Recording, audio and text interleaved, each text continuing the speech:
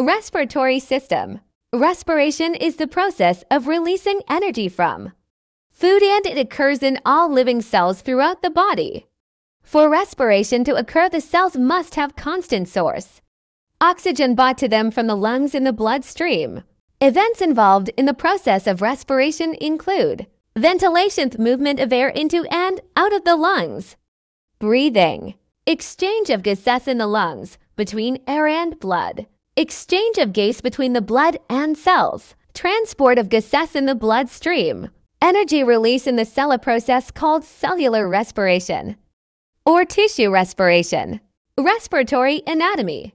Breathing mechanism. Breathing is divided into inspiration, inhalation, breathing in; expiration, exhalation, breathing out. These movements are brought about by the intercostal muscles and the diaphragm. With each breath, the lungs, being elastic, expand and recoil.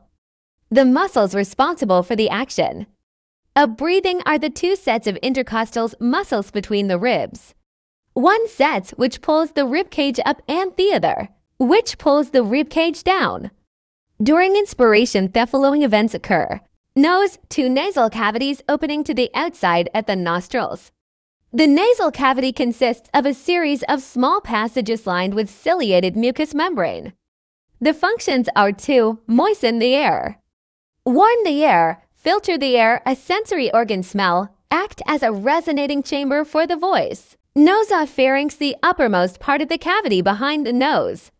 It is lined with a mucous membrane. The two eustachian tubes from the middle ear open into it, so that air pressure from inside the ear can be adjusted to prevent damage to the eardrum. The posterior wall of the nasopharynx carries the pharyngeal tonsil. When it is enlarged, it is referred to as adenoids. It can block the cavities leading to phenos, causing mouth breathing.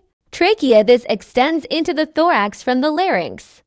It is supported by C-shaped bands of the cartilage which keep the trachea open. The open ends of the cartilage are posterior, so that where the trachea touches the esophagus, food can bulge slightly into the trachea as it is swallowed. Bronchi formed by the forking of the lower ends of the trachea.